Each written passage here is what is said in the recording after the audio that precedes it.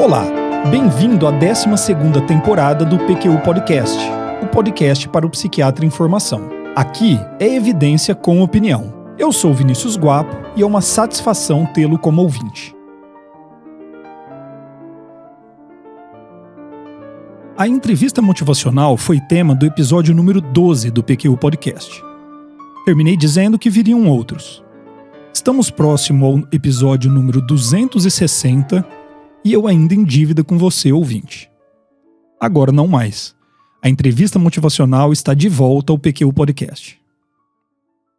Eu não sei exatamente qual o seu contato com a entrevista motivacional. Você já deve ter ouvido falar dela, mas o quanto a conhece? O primeiro encontro com a entrevista motivacional pode ser peculiar para alguns de nós. É como se as pessoas parecessem reconhecê-la como algo familiar. Afinal, não se trata de uma abordagem completamente inovadora ou desconhecida. A entrevista motivacional não tem vergonha de usar elementos há muito utilizados na prática com receio de não ser original. É a escolha de elementos consagrados pela prática e validados pelas evidências e a maneira de combinar esses elementos que faz da entrevista motivacional algo valioso e único. E eu digo mais. Por mais que a minha prática esteja embebida na entrevista motivacional, de tempos em tempos sinto que ela vai se esvaindo, escapando das minhas mãos como a areia escapa entre os dedos. Nesse momento eu preciso de reciclagem. Seja um curso, um livro ou mesmo um caso discutido com Luiz Alberto em que a entrevista motivacional seja importante. Pronto. Ela ganha tração e volta à minha prática. E foi justamente isso que aconteceu nos últimos tempos. Eu comprei em setembro a 4ª edição do livro do William Miller e do Stephen Roenick, agora intitulado Entrevista Motivacional, ajudando pessoas a mudar e crescer. E foi esse livro, e também um convite do colega e amigo Fábio Rocha para dar uma aula aos residentes em psiquiatria do Instituto de Previdência dos Servidores do Estado de Minas Gerais, que me levaram a trazer a entrevista motivacional de volta ao PQU Podcast. O PQU Podcast é uma iniciativa independente, que tem como objetivo trazer para você, psiquiatra em formação, evidências e opiniões que possam auxiliar em seus estudos e na sua prática clínica. O Luiz Alberto e eu somos os podcasters fundadores. A Maria Clara Faleiros e o Tiago Apolinário são podcasters colaboradores, cada vez mais participativos e indispensáveis. A gravação e edição é feita pelo Breno Vettorassi, no estúdio Vira Disco, enquanto a publicação, divulgação dos episódios, além da manutenção do site e de nossas redes sociais, é feita pelo Predicado Comunicação. Não é à toa que estamos chegando ao fim da 12ª temporada, motivados para a 13ª. Esse time é forte. Mas voltando, eu fico impressionado como a cada edição do livro citado, os autores conseguem revitalizar a entrevista motivacional, com os avanços na pesquisa e na prática, sem perder aquilo que a define desde sua primeira edição, de 1991, intitulada Entrevista Motivacional, preparando as pessoas para a mudança de comportamentos aditivos. Muito mudou de lá para cá. Centenas de ensaios clínicos foram publicados, testando a sua efetividade. A entrevista motivacional mostrou utilidade sinérgica quando associada a outras técnicas terapêuticas. E também se mostrou versátil, eficaz em diversas outras áreas da saúde, tão diversas como a reabilitação cardiovascular, manejo de diabetes, mudanças de hábitos alimentares e controle de peso, uso de drogas ilícitas, problemas com jogos de azar, tabagismo, manejo de transtornos psiquiátricos crônicos. E tenho certeza que essa lista vai aumentar. Sobre os aspectos da prática psiquiátrica em que a entrevista motivacional pode ser útil e modificadora, eu apontaria: na condução da entrevista psiquiátrica, na comunicação do diagnóstico, na adesão ao tratamento, na promoção de comportamentos mais saudáveis e alinhados aos princípios do tratamento proposto, e no tratamento de adições, sejam elas o motivo primário para o tratamento ou uma comorbidade. Como podem ver, minha lista é longa e audaciosa. Há quem diga que serve até mesmo para pedir que a sua mulher busque um copo de água na cozinha para você, ou que o seu marido organize o quartinho da bagunça no final de semana. mas eu acredito que falte evidências científicas para embasar essas informações. Mas vamos lá, do que é feita a entrevista motivacional? Não se engane, a entrevista motivacional ela é simples, mas ela não é fácil. Na quarta edição de seu livro Fundador, Miller e Roenick descrevem 8 elementos fundamentais da entrevista motivacional que podem ser organizados 4 a 4 em 2 componentes, o componente relacional e o componente técnico. O componente relacional é o espírito da entrevista motivacional, o estado mental que devemos buscar em qualquer atendimento e que vai nortear a relação que estabelecemos com o paciente. É a maneira como você quer ser e estar com seu paciente. E isso é definido primordialmente pela maneira como você se comunica com ele. Segundo Miller e Roenick, existem 4 elementos que dão sustentação ao espírito da entrevista motivacional: parceria, aceitação, compaixão e empoderamento. Colaboração entre 2 pessoas que detêm conhecimentos diferentes sobre o paciente e sua situação. Esse é o significado de parceria no contexto da entrevista motivacional. Bastante óbvio que isso ajuda, não é? Mas como estabelecer uma parceria colaborativa? Eu diria que é difícil descrever. Eu acho mais produtivo apontar armadilhas que, se você evitar, estará aumentando a chance de estabelecer relações mais saudáveis com seu paciente.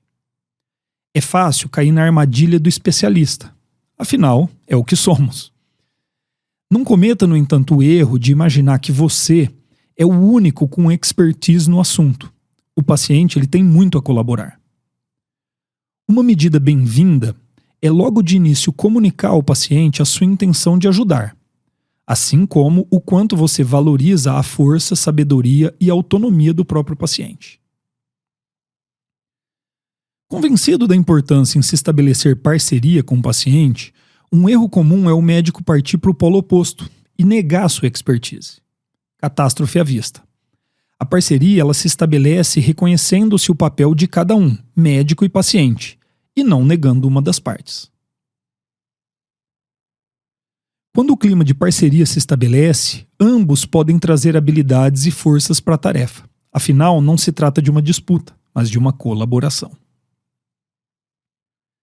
Aceitação, no contexto da entrevista motivacional, refere-se à capacidade do médico de legitimar toda a diversidade dos seres humanos. Diante de um paciente hesitante em me contar algo, já mostrando estar massacrado por culpa e julgamento, eu digo que vá em frente, que me conte o que precisa ser dito, pois, se partiu dele, é algo humano, e portanto não vai me surpreender. Afinal, eu digo, sou especialista em humanidade. Como percebeu, a aceitação só se alcança desligando-se nossa função julgadora. Vários estudos mostram empiricamente o valor desse fator nas relações terapêuticas. Atenção a uma armadilha. Aceitar não significa concordar ou aprovar. Eu posso aceitar que um paciente continue usando álcool ou drogas. Eu posso aceitar a autonomia de um paciente preferir não usar a medicação que eu considero ideal ao seu tratamento. Mas eu não preciso tornar esta a minha opinião. Paradoxalmente, é quando o paciente se percebe aceito, mesmo em suas escolhas mais questionáveis, que ele se aproxima da possibilidade de mudança. A não aceitação coloca a autonomia do paciente em xeque, e as pessoas tendem a defender sua autonomia com unhas e dentes. Pela defesa da autonomia, há até quem defenda o Corinthians de 2023. Compaixão. Compaixão pode ser definida nesse contexto como a intenção de dar prioridade máxima às necessidades do paciente, tendo em vista sua saúde e bem-estar. Compaixão dificilmente poderia ser definida apenas na esfera das emoções, já que demanda ação pelo bem do outro. Mas cuidado, simpatia pelo sofrimento do paciente não vai ajudar muito. Na verdade, simpatia tende a levar o médico ao funcionamento padrão: reconhecer problemas, solucioná-los. Entrevista motivacional não é conseguir com que o paciente faça aquilo que você pensa que seja o melhor para ele. Entrevista motivacional é ajudar as pessoas a motivarem-se para mudanças que elas mesmas acham necessárias, mas que estão ambivalentes sobre colocá-las em ação. Empoderamento. Saiba que eu relutei em usar esse anglicismo tão surrado no discurso contemporâneo. Por falta de opções, aqui estamos, falando de empoderamento. Perdoem-me e não me confundo com o coach da moda no Instagram, hein? Estamos falando aqui de um reconhecimento primordial das capacidades do paciente, de suas habilidades, qualidades e também de suas limitações, para assim promover autoridade na tomada de decisões sobre a sua própria vida. Perceba que vamos além do respeito à autonomia do paciente. Estimulamos ativamente e damos suporte a esta autonomia. Primeiro, por reconhecer que esta é a postura moralmente correta.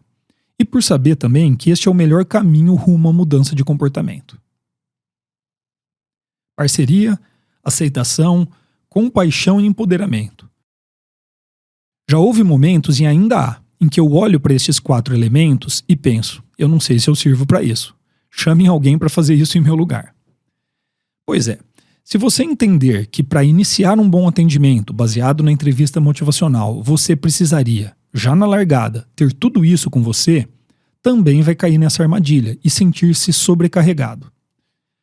Na verdade, a entrevista motivacional é baseada na intenção e na boa vontade de buscar este espírito no relacionamento com o paciente. Por outro lado, William Miller diz que, em sua experiência supervisionando profissionais em treinamento e entrevista motivacional, ele percebeu que a busca do espírito da entrevista motivacional pode mudar esses profissionais até mesmo no âmbito pessoal. Ele diz que muitos supervisionandos descreveram que a prática da entrevista motivacional tirou um imenso peso de suas costas e tornou os seus atendimentos mais prazerosos e gratificantes. A minha experiência pessoal praticando entrevista motivacional no dia a dia é exatamente essa. Miller diz ainda que suspeita que a entrevista motivacional possa ser um antídoto para o burnout do profissional de saúde. Boa hipótese a ser testada. O clima para a entrevista motivacional é essencial, mas não vai ser suficiente. O que fazer enquanto você estabelece uma relação baseada nesses preceitos é importantíssimo. Veja bem como eu coloquei, o que fazer enquanto estabelece o clima da relação. Não existe uma ordem temporal ou de prioridade. Primeiro o clima de relação e depois a técnica. As coisas acontecem ao mesmo tempo. No componente técnico da entrevista motivacional, temos mais 4 elementos fundamentais à aplicação prática da entrevista motivacional na clínica: engajar, focar, evocar e planejar. Estas são as 4 tarefas técnicas do médico. Apesar de poder parecer lógica uma linearidade temporal, as tarefas vão se sobrepondo, sem nunca deixar a cena. Engajar. Estabelecer uma relação de colaboração e de confiança é o principal objetivo deste passo. A questão abordada nessa fase é: nós podemos caminhar juntos? Legal, mas como fazer isso? Que elementos e habilidades podem facilitar essa tarefa? É evidente que isso vai lhe tomar tempo. Quanto tempo? Muito. Mas para ser mais prático, uma regrinha útil seria usar ao menos 20% do tempo disponível para a primeira consulta nessa tarefa. A atenção integral é o acompanhamento ideal para o tempo. De nada vale uma longa consulta se o paciente não é prioridade em sua mente. Pode parecer óbvio para você, mas manter contato visual, expressar reações faciais adequadas ao relato do paciente e, é claro, deixar de lado qualquer outra atividade, como ler o resultado de um exame ou olhar em seu celular, são essenciais no engajamento do paciente. Empatia certamente é um ingrediente primordial para o engajamento. Mas de que empatia estamos falando? Quais atitudes e habilidades fazem com que demonstremos de forma eficiente e acurada a empatia? No episódio 35 do PQ Podcast, eu falei extensamente sobre a empatia na entrevista psiquiátrica. Aqui, eu vou ressaltar 3 ferramentas que os autores da entrevista motivacional apontam como facilitadoras para a ocorrência de empatia. Curiosidade genuína pelos sentimentos, pensamentos, motivações e princípios do paciente. Se um paciente conta que bebeu depois de meses de abstinência e você se mostra curioso, ele pode lhe contar que no dia em que bebeu, estava se sentindo angustiado. Se você quiser saber do que se trata esse sentimento de angústia, provavelmente ele vai ter dificuldade em descrever. Mas talvez explique que esse sentimento estava acompanhado de pensamentos sobre o quanto se considera inútil e um fardo para muitas pessoas. Se nesse momento você puder conter seu julgamento e seu ímpeto de oferecer solução, o paciente poderia então lhe dizer que ninguém que está sem trabalhar e dependendo dos pais por tanto tempo quanto ele pode ser levado a sério. Pronto. Sua curiosidade o levou para muito mais próximo da vivência do paciente do que ele poderia lhe mostrar em um primeiro momento. Escuta reflexiva é outra ferramenta muito poderosa na construção de uma escuta empática. O princípio básico é refletir de volta para o paciente o seu entendimento sobre o que ele contou até o momento. Essa é uma maneira de aproximar-se, o quanto possível, do objetivo primário da comunicação do paciente, o que ele realmente queria dizer quando iniciou o processo de comunicação. Afinal, uma coisa é o que o paciente queria comunicar, outra é aquilo que ele disse. Diferente disso ainda é o que você escutou e, por fim, o que entendeu do que escutou. Além disso, a escuta reflexiva, quando bem empregada, resulta muitas vezes em estimular o paciente a aprofundar-se em suas reflexões. Uma dica prática é não usar perguntas, mas afirmações ao realizar essa tarefa. Perguntas têm o evidente incômodo de demandar respostas, e isso tende a limitar a livre comunicação do paciente. Geralmente não é necessário mais do que afirmações em que você repete o que o paciente lhe disse, com pequenos acréscimos ou considerações eventuais. Um exemplo. Doutor, eu não me aguento de raiva. Eu quero matar minha mãe nessas horas. É raiva que você sente, então? Sim, muita. Eu fico indignada. Como alguém pode ser tão escrota? Eu não consigo entender o porquê ela me tratar assim. Será que eu sou tão ruim a ponto de merecer isso? Pronto. Raiva, sim, tá lá, mas acompanhada de indignação, senso de injustiça e ainda culpa. Entendeu? Por fim, uma ferramenta necessária ao médico que deseja ser empático é expressar tal empatia.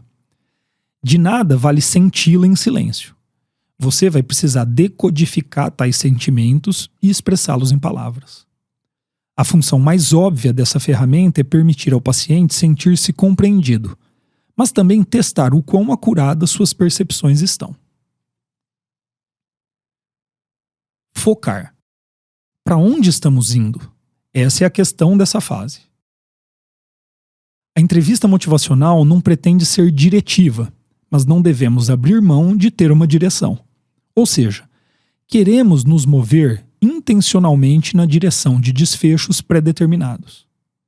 Essa ideia não nos parece muito estranha. Sim, somos médicos e queremos que os nossos pacientes tenham atitudes e promovam mudanças para que possam viver melhor.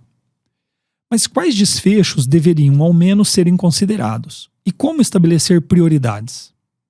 Estas sim podem ser questões mais difíceis.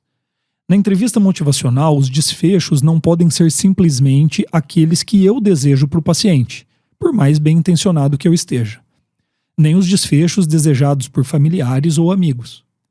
Na verdade, o único desfecho que realmente tem chances de sucesso é aquele que o paciente eleger. A autonomia aqui é essencial. Isso às vezes pode parecer muito desanimador, e é.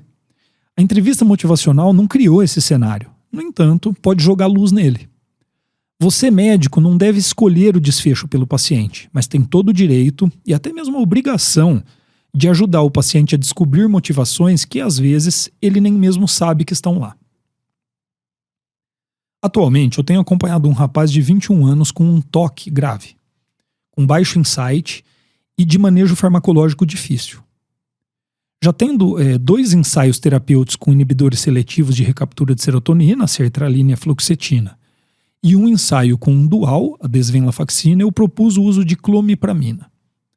Ele desenvolveu nesse período ginecomastia, que relacionou ao uso dessa medicação, e, por esse motivo, quis suspender seu uso. Atualmente, ele usa fluvoxamina 300 mg ao dia, sem resposta terapêutica. Eu tenho 2 propostas para ele. Associar um antipsicótico, esse sim, com potencial para causar ginecomastia, ou retornar ao uso de clomipramina em dose maior do que a já utilizada.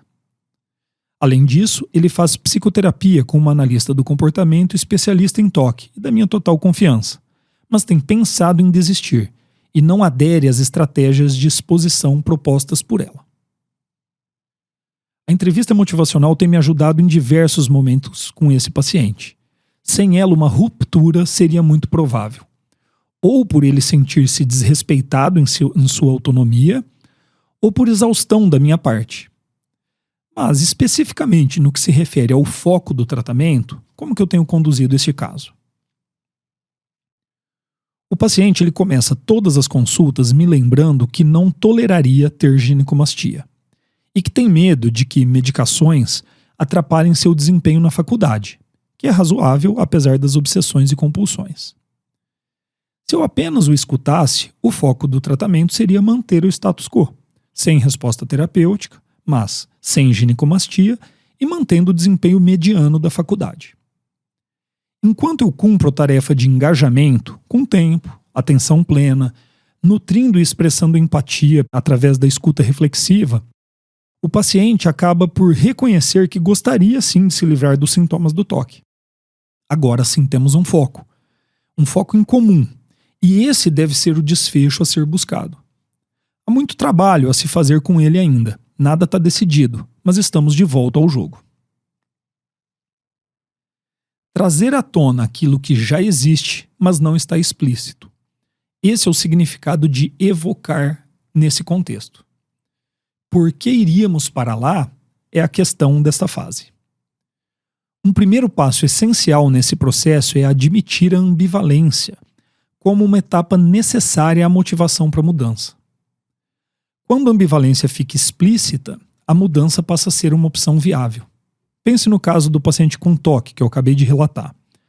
Muito trabalho foi feito para que ele chegasse ao ponto de sentir-se ambivalente. É nesse momento que uma balança decisional se instala e ele passa a considerar prós e contras do tratamento. A boa notícia, a partir daí, é que a entrevista motivacional pode ajudar esse paciente e influenciar a dinâmica de sua balança decisional em prol de um desfecho mais saudável. O mais poderoso prenúncio de mudança de comportamento é o que Miller e Roenick chamaram de fala para mudança, ou seja, expressões verbais do paciente em direção a uma mudança específica. Quanto mais falar para mudança, maior a chance de sucesso. Em contrapartida, a ocorrência de falas para manutenção diminui a probabilidade de sucesso. Interessante, mas previsível. O que é realmente legal é que o uso de técnicas de entrevista motivacional aumentam de forma consistente a ocorrência de fala para mudança e diminuem a ocorrência de fala para manutenção. Esta é a principal tarefa do médico nessa fase. A tarefa de evocação envolve 3 habilidades. Em primeiro lugar, o médico precisa perceber e reconhecer fala para mudança quando ela aparece. Uma vez reconhecida, refletir isso para o paciente. Como eu expliquei quando falei da escuta reflexiva, pode ser tudo o que ele precisa para aumentar sua ocorrência. Além disso, você pode provocar a fala para mudança, por exemplo, fazendo perguntas abertas em que a resposta mais óbvia seja mudança. No paciente com toque, que admite que gostaria de viver sem os sintomas, mas que não quer os efeitos colaterais do tratamento, a pergunta que fiz e ainda faço para ele é algo do tipo: por que seria importante para você viver sem o toque? Sua resposta sempre se inicia com um tom de braveza, do tipo: como que você pode não entender isso? Mas logo ele passa a elencar vários motivos para tratar-se adequadamente. Fala para mudança. Por fim, esteja pronto para reforçar a fala para mudança quando ela ocorre. Suas reflexões sobre o que o paciente fala podem ser cuidadosamente filtradas para esse fim. Solicite elaboração, faça perguntas abertas, apresente sumários dos bons motivos que o próprio paciente elencou para dar sentido às mudanças dele. Por fim, planejar. Como vamos chegar lá é a questão para esta fase. O importante aqui é não colocar tudo a perder com planos apressados e fora de contexto e motivação. Uma observação válida é a seguinte: mesmo pacientes muito motivados podem desistir da mudança necessária se percebem que não serão capazes de realizá-la. É o famoso "eu nem queria mesmo". Na hora de planejar, o engajamento, o foco e a evocação continuam indispensáveis. Além disso, reconhecer o esforço, estimular confiança no paciente e instilar esperanças ajudam muito. O planejamento ele deve ser negociado com o paciente, levando em conta inclusive seus medos e limitações. E muito importante, esteja pronto para atender seu paciente naquilo que é seu maior medo, uma recaída, o fracasso de um plano. A cada ocorrência de recaída, e elas são a regra, o médico precisa renovar suas forças para acompanhar o paciente por um novo ciclo. E assim terminamos esse episódio do PQU Podcast, em que eu descrevi 8 elementos fundamentais da entrevista motivacional, que, levados à sua prática, podem melhorar consideravelmente o resultado de suas conversas com seus pacientes em busca de melhores resultados do trabalho conjunto. Espero que tenha aproveitado. Você ouviu mais um episódio do PQU Podcast. Siga-nos no Instagram e acesse nosso site pqpodcast.com.br, onde encontrará todos os episódios já publicados, com as respectivas referências, organizados por data, autor e sessão. Agradecemos sua atenção.